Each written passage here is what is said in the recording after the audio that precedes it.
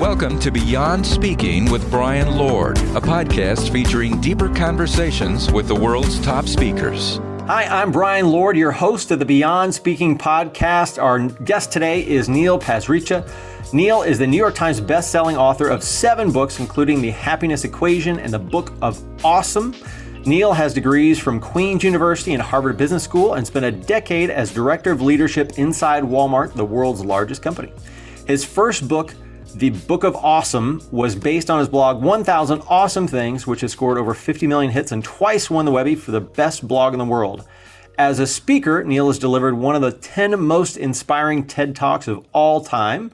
He has spoken to hundreds of thousands of people around the world, from Ivy League deans to Fortune 500 CEOs and to the royal families in the Middle East. So Neil, thank you for stepping down from the royal families of the Middle East to talk to me today. Coming at you live. It was one royal family. Just one royal family. We'll try and work on. You got 2 Webbies, one royal family, partridge in a pear tree. And you know what, Brian? When you speak to a royal family in the Middle East, I have done that once in my life. And the room, I was expecting, 6 people in the room, 12 people in the room. It was like 350 people in the room. And when I got there, I was like, why is there so many people here? And then people are like, you can have multiple partners, and each of the multiple partners has multiple kids, and then they can have multiple partners. So believe me, one family. It's a big family. It's like a full-size audience. And you're saying like your family, because you've got 4 kids. You've got 4 adorable kids, 4 little boys. Yes.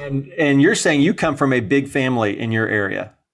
Well, actually, my mom is the youngest of 8 kids born in Nairobi, Kenya. Okay. My dad is the second youngest of 5 from Amritsar, India. They had an arranged marriage in England. Okay. I mentioned arranged because literally my dad goes out on a date with my mom, performs the hamburger test on her, which means he orders 2 hamburgers and watches to see if she'll eat it. If she eats it, let's get married. And their second date was their wedding. Their second date was their wedding 2 weeks later. And, I guess joke, but it was like, he's just like, I just didn't want to marry a vegetarian. You know what I mean? That was his one, that was the one criteria he had. So they come over to Canada. My dad had already established himself here. He was the first high school physics teacher at a local high school outside of Toronto. Mm-hmm. He met my mom in England. She's there because she's fleeing East Africa because of the Idi Amin crisis in the 70s. They come over. They start a family in the suburbs of Toronto, and presto changeo, there is my sister and I. I'm born in 79. My sister's born in 81. We grew up in Oshawa, Ontario, for any of your listeners that are familiar with the Toronto suburbs. And there was just the 2 of us. But I do think that big family gene is somewhere encoded up my lineage. Hence, my wife, Leslie, and I now having 4 tiny, adorable boys. Now, do your grandparents get to see them often, or do you still do big family stuff at all? Well, sadly, when I was born, I had no grandparents on both sides of my family. I mean, I had one grandmother still alive. She did not speak English. She lived across an ocean. Mm-hmm. So I never had the connection. But it's interesting, when Leslie and I got married, my wife is 7th generation Torontonian. So she's 7th generation, this city, Torontonian. So almost walking distance from our place in downtown Toronto, we have grandparents, her parents, which is my kids' grandparents, and she has 3 living grandparents, meaning that my parents have 3 living great-grandparents. So if you add up my parents, throw them in the mix, my children are growing up with 7 grandparents. You know, so as lifespans get longer, Brian, potentially more of us will get to experience the pleasure of a large family tree, which I did not experience in my childhood, but now my kids are. So let's just put it this way. They get way too many gifts at Christmas. I'll just put it that way. Yeah. And I imagine you travel around a little bit. I don't know how many you have, but usually the more grandparents, the more, sort of areas where you get together for the holidays and everything else. That's got to be a lot of fun for them.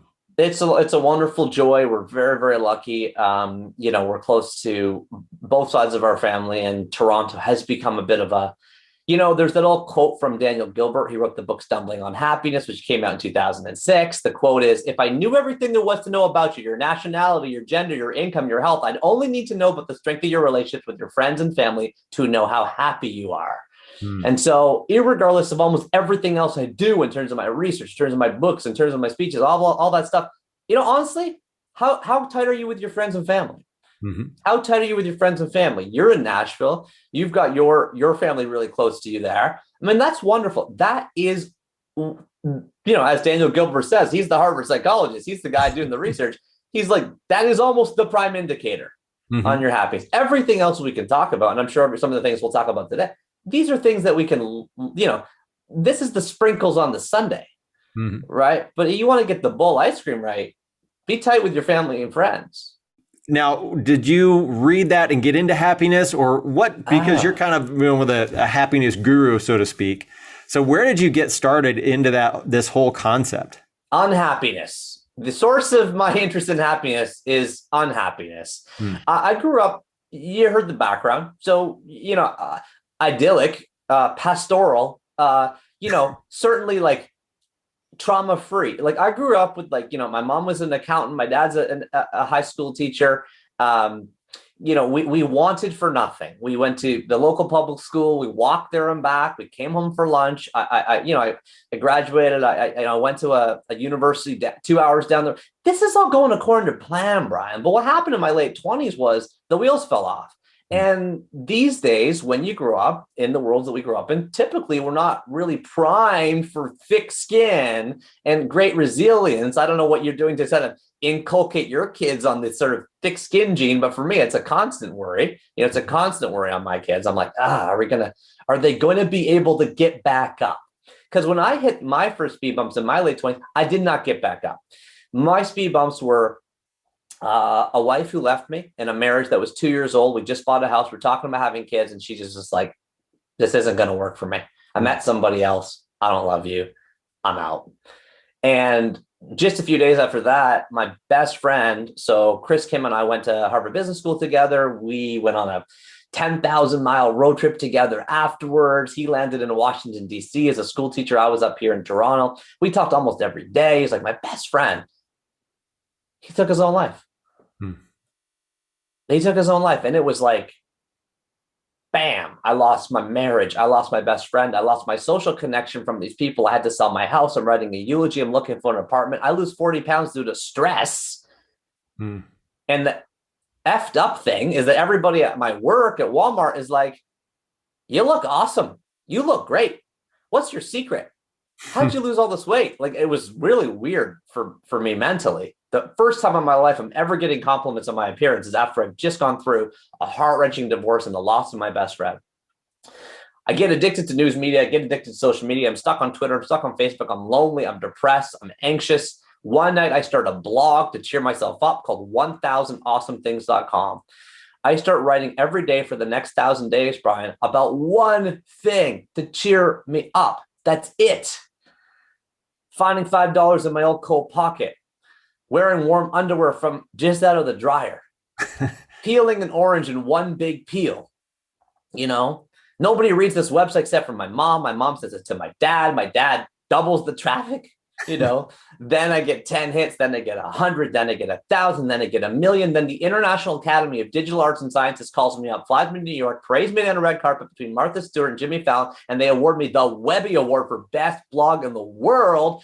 10 literary agents come out of the woodwork. Like out of nowhere, it's like Field of Dreams. They just walk out of the hedges.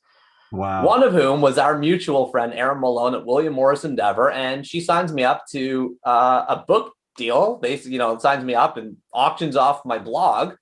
You wouldn't think that a blog printed out and stapled together would do very well. But actually, the book that resulted from it, called The Book of Awesome, this thing ends up selling 1 million copies. I tried to tell people it's free on the internet.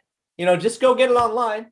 Sells 1 million copies. I get invited on the Today Show, all the talk shows. I'm still a wreck, by the way. I'm still struggling in online dating. Can't find a date. Still, my social life, I got 3 contacts in my phone. 2 years after this happens, I'm researching happiness to try to answer questions for the media. I go on the Today Show. Mary Vieira's like, so how do you teach all of America to be happy? I'm like, I got no idea. My parents are Indian immigrants. Do your homework. So I start researching happiness. 2 years later, I fall in love with a woman named Leslie. We go on a honeymoon to the Southeast Asia. I was about to say the Middle East, Southeast Asia. Seems like forever since we could travel. And on the flight home, she's not feeling well. She buys a pregnancy test in the Kuala Lumpur airport. On the flight home, she tells me she's pregnant. We land home in Toronto. I write a 300-page love letter to my unborn child. That love letter turns into my next book, which is called The Happiness Equation. If you're watching this on YouTube, I just got up to try to get it and rip my headphones out. The Happiness Equation is the book I wrote that was not, I'm not Daniel, I'm not doing all the research and trying to figure it out. I'm the guy reading all this stuff, all these dense, thick, ugly to read white papers and trying to synthesize them for my own brain and the brain of my children. It just so happens, I mean, the reason we're even chatting today is that this is a skill that's really important these days because we're drowning in information. And so all I do in my speeches is just synthesize simple models, simple tools, simple takeaways to try to distill this giant world of academic research on the study of happiness into simple things. How did I get into happiness? Unhappiness. Divorce, friend suicide, blog, goes viral into a book, asked a million questions, can't answer any of them, researches it, writes another book. That's the whole story. One of the things you talk about is you are awesome. Yes. One of the key themes of that is resilience. It's something we've always needed. And that's the thing that a lot of us as parents or friends or coworkers have thought about for ourselves, for others, especially over the past 2 years. What are those keys to building resilience? First thing you got to do is get rid of the cell phone. I'm not going to be the first one to say this. I'm not going to be the last one to say this, but I'm going to be the loudest person to say this. The cell phone is getting in the way of our mindset and a resilient brain right now. There's 3 problems with cell phones. Number 1, by the way, all 3 problems start with the letter P. The first one is psychological. On the internet, you're a loser. You are a permanent loser. Your podcast, I'm sorry to tell you this, Brian, doesn't get enough downloads. And by the way, neither does mine. Right? And I never have enough likes. I never have enough friends. I never have enough followers, never have enough comments. I'm a loser on the internet. It used to be when I was a kid in high school, you could be the best basketball player in your high school team. Now there's someone shooting free throws behind their back at half court on YouTube. You're a loser. On the internet, we're comparing our director's cut life with everybody else's greatest hits. This is a psychological problem. Okay. Second thing also starts with letter P, productivity. We're fooling ourselves thinking that we're getting more done with the cell phones. We're not. McKinsey says that we now spend 31% of our days bookmarking, prioritizing, and switching between tasks. Well, people say, what do you mean bookmarking? I was like, you ever ask your partner to come downstairs and watch Netflix at 9:30? What are you doing at 10? Let me guess. You're on Rotten Tomatoes. You're on YouTube looking at trailers. You haven't got any clue what to watch. You're like, forget it. It's too late. We can't start a show now. It's 10 o'clock. That's bookmarking, prioritizing, switching. You're doing it all day on your phone. Third and final problem with cell phone starts with letter P as well. This is the biggest one. Physiological. Research from Australia says if you look at a bright screen within an hour of bedtime, you don't produce as much melatonin overnight. Hey, newsflash, you know what melatonin is? It's the sleep hormone. You want to have a deep, restful sleep? You need to have melatonin. You don't? Guess what you wake up with, Brian? Low resilience. Guess what you do when you have low resilience? Look at your cell phone. You need a dopamine hit. Quick, tell me what the Hang Seng Index did overnight. Let me update my fantasy football team. Guys, the cell phone is the problem. People say, okay, Neil, easy for you to say. No, it's not easy for me to say. Get the phone out of your bedroom. You got no excuse. There's no reason why 95% of us right now are waking up within 5 feet of a cell phone. In fact, a lot of people, especially people under age 28, are sleeping with it under their pillow or in their hand. I'm not joking. Now, you say, okay, Neil, how do we get more resilience? I say, don't start your day with your phone. Get the phone out of the bedroom. Instead, start your day with something I call 2-minute mornings. 2-minute mornings. What's 2-minute mornings? Well, did you know, Brian, that you are awake for 1,000 minutes a day? It's true. You are awake for 1,000 minutes a day. What if I told you that you could spend 2 of them? I'm looking for cue cards to show you this because I know that some people might be watching this, but let's just say, forget the cue card. 2 minutes. All I want is 2 minutes of your time. And what do I want you to do? I want you to write down 3 things. Number 1, I will let go of. Number 2, I am grateful for. Number 3, I will focus on. I'll say it one more time. I will let go of. I am grateful for. I will focus on. Each of these 3 prompts is backed by science and research showing that you can cultivate a positive mindset for the day. I will let go of comparing myself to Tim Ferriss. I'll let go of the fact that the dishes are never empty. And what is up with my sink? It's always full of dishes. It's crazy, right? I'll let go of the fact that I think I burnt my kids' brains in the pandemic watching Paw Patrol.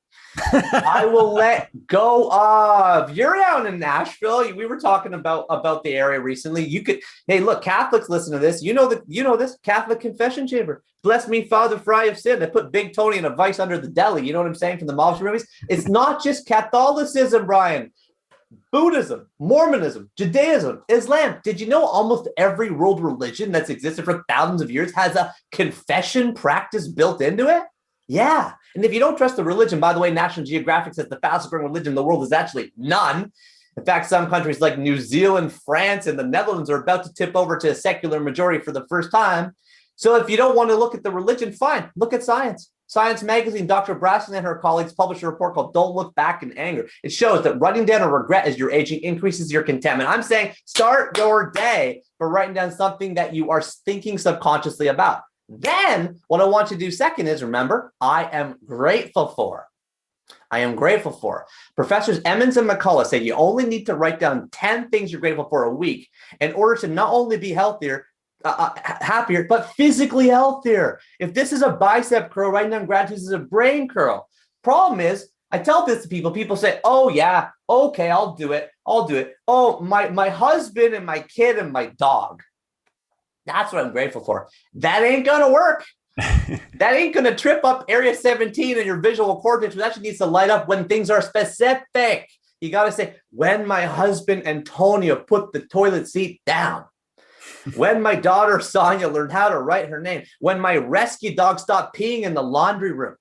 They gotta be specific. And then the third and final prompt I've given you on this 2-minute morning practice is called I will focus on. It's not just me. Professor Roy Baumeister at the University of Florida says, you suffering from decision fatigue right now, higher than ever cognitive load. Should we wear masks? What about vaccines? What are we gonna do for the holidays? Blah, blah, blah, blah, blah. You know what you need to do? Carve one thing you will do from your endless could do and should do. It's called I will focus on cleaning my home office. I will focus on finally getting my oil changed, even though the light's been on in my car for 2 months. I will focus on getting a dentist appointment. I've been thinking about it for the whole pandemic. So that 2-minute morning practice is the solution to slowly cultivating a mindset of resilience. You wake up, there ain't no phone around. You start the 2-minute morning practice. Side note, I'm holding up 2-minute mornings, the journal right now. You sell a lot of these through your bookstore. And the reason is because my book that sells the most copies is the one that has no words in it. I wrote a journal. It's called 2-Minute Mornings. It just says those 3 things over and over again. #1 review on Amazon, 1 star. This is just the same 3 things every day, but it's selling more copies than all my books put together. You have a lot of the stuff that's kind of personal, but you also have this great business background, being with Walmart for several years. One of the things you talk about also are, leaders. How can leaders work on themselves to be better leaders? Yeah. Oh my gosh. Okay, look, I was director of leadership development at Walmart. Okay. Now, Walmart's a big company. It's got 2.5 million associates. Associates is just Walmart speak for employees. And there was multiple directors of leadership development. But my job as director of leadership development, I had a team of 12 people. My job, grow managers to directors, grow directors to VPs, grow VPs to SVPs, grow SVPs to C-suite.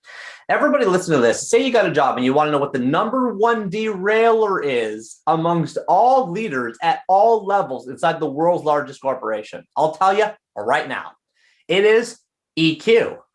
You can't ship someone off to empathy class. You can't send Tony off to compassionate school. Oh, Tony, you're awesome at your job. Tony, no one likes you in the meeting. Tony's not getting promoted. I'm telling you, Brian, the #1 derailer of all leaders at all levels is EQ. What if I was to tell you right now? I know the solution. This isn't normal. This isn't a normal recommended thing that they say in corporations, but I'll tell you exactly what it is. Here it is. Read 20 pages of fiction every night before bed. First of all, I've already made space for it because I told you to turn off your cell phone before bed for an hour. Remember I said that? So you aren't going to look at a bright screen right before bed. What are you going to do? You're going to feel antsy. You can floss with your partner. I have a game you can play called Rose, Rose, Thorn, Bud. We could talk about that later if you want. But I'm saying Read 20 pages of fiction. Why? 2011 Annual Review of Psychology says only reading fiction, especially literary fiction, opens up the mirror neurons in your brain responsible for empathy, compassion, understanding. Does that sound familiar? That's EQ. I said you can't ship someone off to empathy school or compassion school, but you can read fiction. You know what happens when you read fiction, Brian? You're not you. You're another gender. You're another religion. You're in another time of the world. You're in another place of the world. A reader lives 1,000 lives before he dies. The man who never reads lives only one.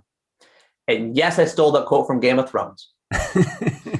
But if you read fiction, look, I got a pile of books right beside me. You read There by Tommy Orange. You're an indigenous American. Have you had that experience? You read Their Eyes Were Watching God by Zora Neale Hurston. You're on a cotton farm in the 1800s in Alabama. Have you had that experience? You read Ready Player One by Ernest Cline. We talk so much about diversity and inclusion. I'm giving you the prescription for resilience in corporations is actually to read 20 pages of fiction from a real book. And by the way, 65% of Americans have not read a book in the past year. 2/3 of Americans have read 0 books in the past year. And when I stand up in front of business audiences and I say, tell me why, they all say the same thing. You know it. There's no time. And I say to them, that's BS. Because the University of California did a study on this. You read more words per day today than you ever have. You read the equivalent of a 200-page book per day today. Wow. It's called Instagram comments, blog feeds, news headlines, Twitter rolls. The average knowledge worker gets 147 emails a day on top of that. I'm not saying add 20 pages to your pile of garbage. I'm saying take 20 pages out of your pile of garbage and insert 20 pages of fiction from a real book. At the end of the year, you will have read over 20 books and you will have lived 20 other lives, expanding and opening up the mirror neurons in your brain responsible for empathy, compassion, understanding. What kind of reception did you get when you tried to introduce this? Well, like when you're actually in the job force at Walmart. Yeah, right. And I'm talking to the C-suite and I'm saying, oh yeah, you got to read, Jane Austen. Yeah, no, I'll tell you what it is. People have a natural tendency. Look, if you look at any leader's executive bookshelf, it's, 7 Habits of Highly Effective People, Good to Great by Jim Collins, Mindset by Carol Dweck. I'm not saying there's anything wrong with those books.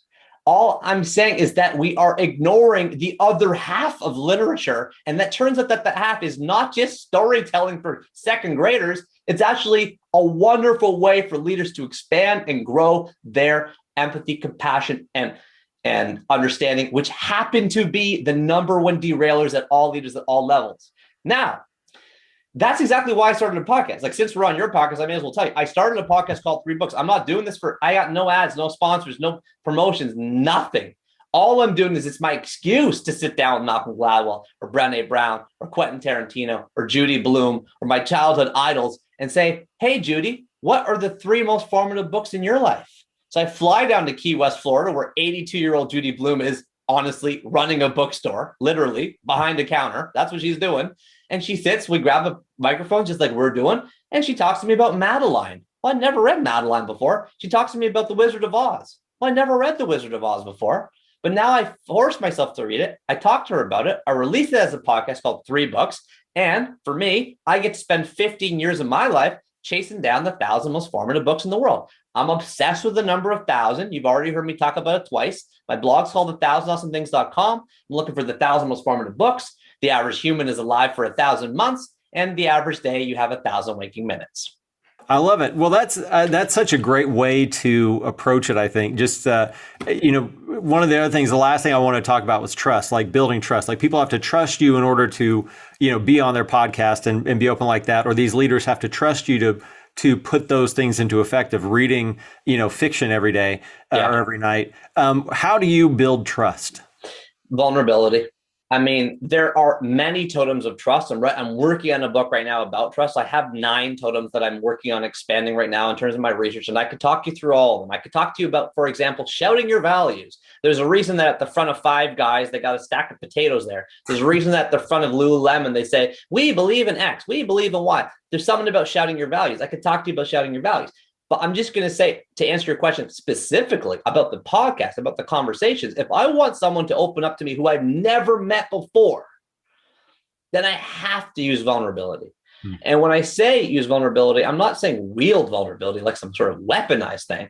I'm saying it's just getting to the idea that there's nothing I won't say to you. Like I will tell you that I yell at my kids and I feel bad about them. I will openly say the terrible mistake I made as a parent. You want to talk to me about speaking? I'll tell you about the worst speech I had. And, I will share all that to you because it helps you share that to me. And then the conversation gets interesting. It's not performative. So we're not on stages. We're having a real human connection. We're connecting our hearts. And that's the same thing I try to do with an audience. I'm missing the live stuff now. Last fall 2021, I was able to get kind of back to live for a little bit until the Omicron kind of thing popped up. But now I'm missing live again. And the same thing with the live audience. It's vulnerability. It's openly sharing your trip ups and slip ups, and then having the audience come to you at the same place and say, me too. Also, me too, me too, me too. Then you've got a little embryo of trust in a room that, if you treat it with the love and the respect that it deserves, actually shifts an energy in an audience, including the speaker. And so that's always what I'm playing for is, whoa, I went somewhere else, Well, great. Well, Neil, thank you so much for sharing all this. I know we could talk forever, but I really value your time and being on here and sharing about trust and resilience and happiness and crazy kids and everything else. And so thank you again for those watching. I hope you've enjoyed Neil's podcast hoodie. For everyone else, for listening, thank you for tuning in. Check out Neil at premierspeakers.com. And on behalf of premier speakers and national speakers, Neil, thanks for being on the Beyond Speaking podcast. My pleasure. Thanks for having me. Thank you for joining us for the Beyond Speaking podcast. To learn more about today's guest, go to beyondspeak.com. Make sure to leave a review and subscribe wherever you listen.